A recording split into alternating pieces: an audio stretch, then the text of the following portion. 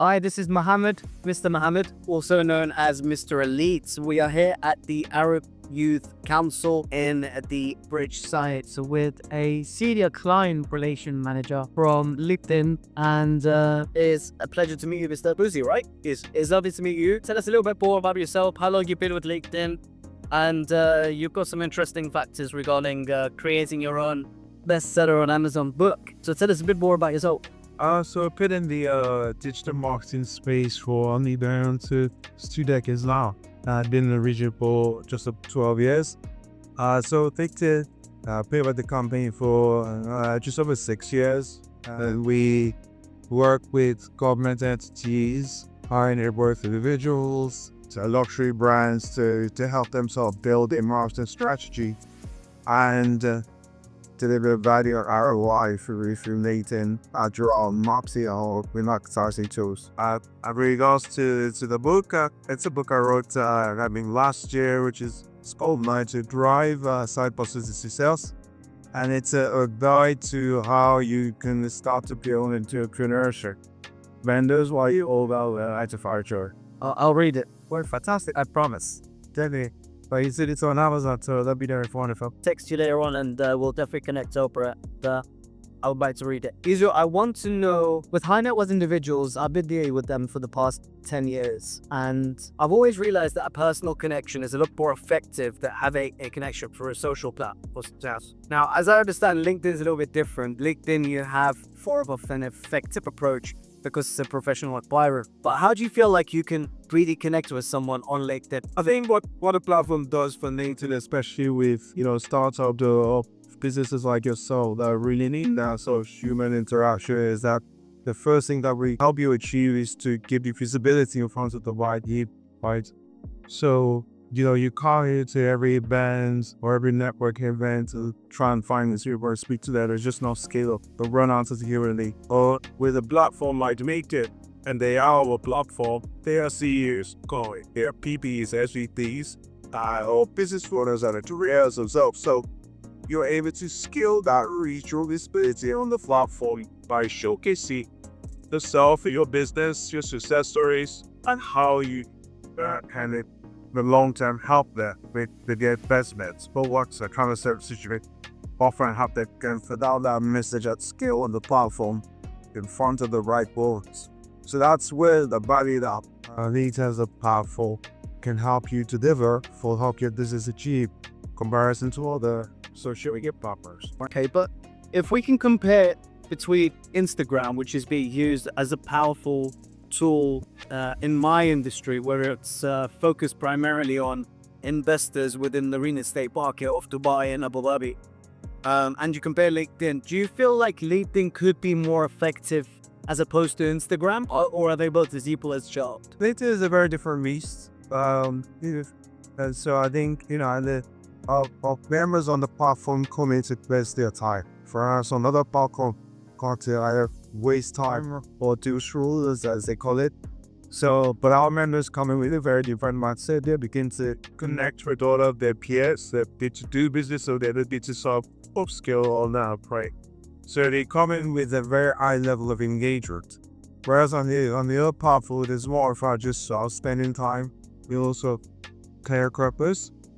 And so when you kind of engage or reach the native member who is within your sort of target sphere or target audience, the engagement levels are quite high because they come on with a mindset that, okay, this will be, and so they engage. They know they're there to do business.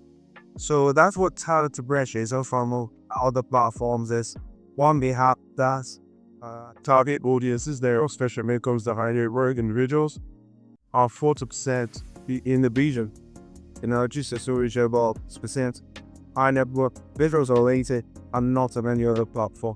So first of all, we have them on the platform. Secondly, their mindset to actually engage with new business is quite high compared to how the platform is to management actually. So it's very objective. People go and they know exactly what they're after. Yeah. How can I, as a investment advisor, try to find the best, the most ideal clients on LinkedIn, number one, and number two, how can I portray myself as a credible individual on the platform? I'll start with the second one, which is how you treat yourself. So I think our members, when they're looking to buy, one of the first things they're looking at to tell you someone like yourself or so can influence buyer's decision is that they're looking for someone who is an absolute expert. These are some of the traits they're looking for in an expert. In what field you must where you're talking about, you're authentic and trustworthy. So things like putting out full leadership content, putting out message of how you can help them as a business, giving them sort of insights into the industry, helping them kind of navigate. You can put this content out with free, but actually even showing success stories of other clients that brought better customers. Like what with the boundaries or trustworthiness is that, then that's something that they would really consider that sets you apart.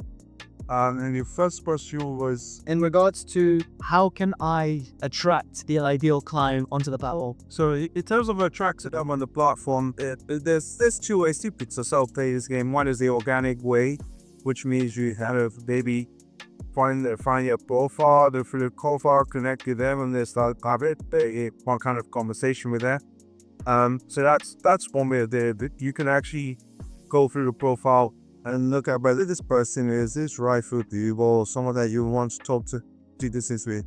And the platform allows you to message them very well. I think there's a couple of this. The other way is to look at it from a marketing perspective. In terms of both investing in your marketer so you're able to scale. So we have advertising tools. So the platform which allows you to target these people by their seniority, by the copies they work with. That data is on LinkedIn. Yeah, members give us their real name, they did this job titles, it was their job functions, the copies they work with. So if you're in sort of like a demographic, so you're looking for it, you have that demographic you can actually go into the advertise volleyball campaign marketing tool. You can actually build that profile based on seniority, based on the job function, and that can reduce you the locations, the visual.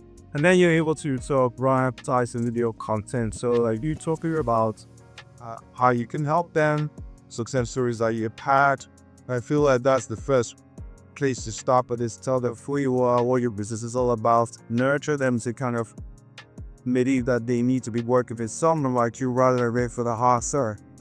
But then there are other tools where you can actually we call them sort of message ads, where you can actually go into their inbox, their email, and basically highlight your services to them. And then potentially, you may generate some leads from that to the email. Could you automate email? Sure. So it's automated. So the way the email works is, says you launch your campaign.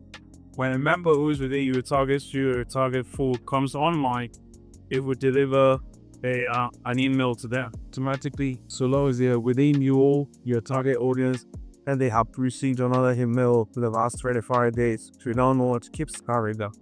So we want to keep it very clean space, or we want to make sure it's relevant to them. So yes, you can automate it. So if you do want to skill reach out to these people, targeted is very key. This is very key. What you need to scale it through yourself, use yourself, but massive tools that bring targets to what we have. So a lot of my clients are obviously should be CEOs or family officers, surgeons. If I want to create a email service to, let's say, 10,000 people, which I'm not connected with, is that an option on LinkedIn or is it not? We usually advise the audience to start about 15,000. But yes, it's an option to say yourself, for example, if you have particular family offices or if with particular puppies that you've already reached out to, you can SKU that by common name, we can't exclude by individual. If you don't read the data to see they just permission. I say you can exclude and then also targeting those who don't reach with first. So it's very costly to sort about. Incredible. So you can mass market that way to the most influential people. So you could packer. We work with sort of the financial giants in the region and banking giants in the region.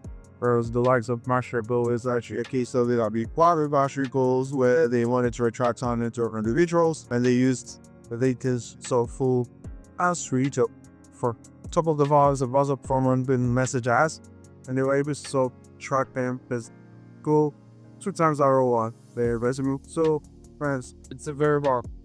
from what I've been hearing from Kasel, Sharif, and some of the other team members at LinkedIn, is that the most effective use of content at the moment on LinkedIn is video form. Is that great? So video form is surpassing text based. Yeah, I think, we had a survey which is on Norfolk consumers need to be viral. So if you're talking about buying Bush, senior people who made the decision, and 67% of them actually said that they want to receive, especially when they have controversial face, they want to receive content via video. It helps you tell the human story. It's very visual. So especially the top of the funnel, where it's a bit up, middle of the funnel, it's a very strong tool to use. And LinkedIn is investing in actually a video. You can see on the feed now we have a rest for videos. So we'll the more visual kind of format styles. But yeah, it definitely does work when it comes to reaching the audience, especially nurturing. In regards to getting more impressions on LinkedIn, so being able to get more views is what impressions are hotels, right? What is there that you could do? So tagging people is one option. What else could you do? If we speak specifically from an organic point of view, I think there's quite a few things you need to consider. One is you need to solve the careful. One is relevant. Yes, what's a bit of visuals there is that concept has prescribed to there so that they will engage with it. And so that's the first part. Understand what it is they would like to see or would like to get. And then the second is potentially your previous you present that to your apps, right? So you post as many times to your week, The more the better, because So there's no spamming. You post 1,000 posts this month. it's not necessarily spamming. I wouldn't go as far as 1,000 posts, but if you're posting 3, 4, 5 times a week, that's generic. That's very generic. To post to support any generic. That's fine. Posting 50 times. So Snapchat's algorithm is the more stories you post in a day, the more effective it is. So if I was to post 50 times, do you think that would be excessive? I think again, it's just how many up your purpose or how your audience wants to see you, right? So again, you tailor it to what if you think you'll like. For us, again, member experience of the pop-up is key.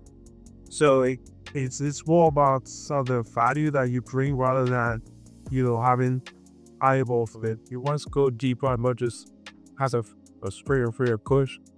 So here, 2, 3, 4, 5 pieces of very relevant content a week of listening more with your client rather than having 50 or 100 that doesn't do anything for them. So that's kind of all the devices. Make sure you got the right taste right.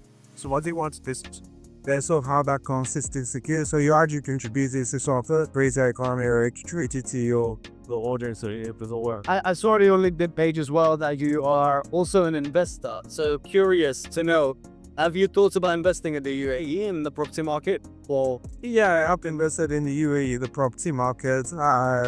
Potentially maybe I'd like going again for another one. So let's see. But I think for me, from invest to the rest at that point to get away, especially in real estate, I do invest a lot of real estate. I kind of more focused with emerging markets that have high traffic, high tourism. So like Abu Dhabi?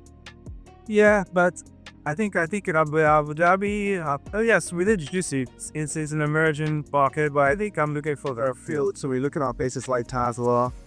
We're looking at places like Kenya, Batumi in Georgia. So these kind of areas where there is a good influx and relatively there's been a big influx of tourism near and near for decades, but the property market is just starting to boom there. So the level of entry is still quite low. The return on investment or the capital gains can be quite high.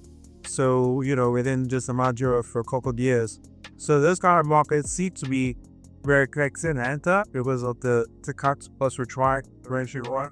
And then the ROI that we see is very just solid. I feel because, for example, markets like size, well, after all your taxes and your management costs of the pay, it seems up like 2 to 10%. So that's at all the costs. And with supply details of capital appreciation, let's see some visual about. In my case, if you saw something that was, I would say, close to 100% within 2 years. So the price of the property top in 2 years. And we saw like Nairobi, Kenya, we're seeing close to 70 cents.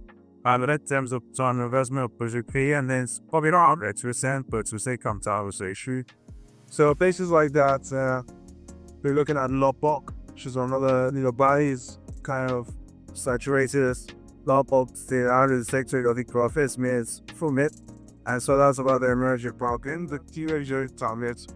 So that's where we're focusing on, but you're not to knock the UAE.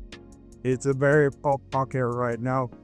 And yeah, it comes to appreciation if you get it is, see where you're talking about, maybe think a lot about 10% a year. They're from my experience. How does 360% sound within 3 years? Sounds amazing. Yeah, 12% ROI guaranteed for 5 years. Yeah, that's great. There's opportunities here that are incredible. We'll do a later refer to this, but Dubai in particular is doubling the population within 8 years. They're building tunnels, bridges, flying taxis, the largest airport in the world, all for a very valid reason, because of the amount of people that are coming here. I'm also involved in a holiday homes business, and the return on investment there, we'll talk about that separately, but very, very high. And the reason is there's a lot of influx of people coming here. DXB is closing, El Maktoum is opening because it's at full capacity. Yes. So Dubai is definitely the place to be. I think now more than before, because of the people that are coming here. I'll talk to you about the investment opportunities as I think you'll keep having lasted. Izu, it's been amazing. Thank you so much for your time. I really, really do appreciate it. And I think you've educated me a lot on LinkedIn. I want to hear a lot more about the tools as well. So just before we wrap up, is there anywhere on LinkedIn that we can connect with anyone from the team to be able to give us the training to use the tweaks? I think we're more focused with large corporate organizations in terms of, because we think that service level point we're committed that our investments on the platform.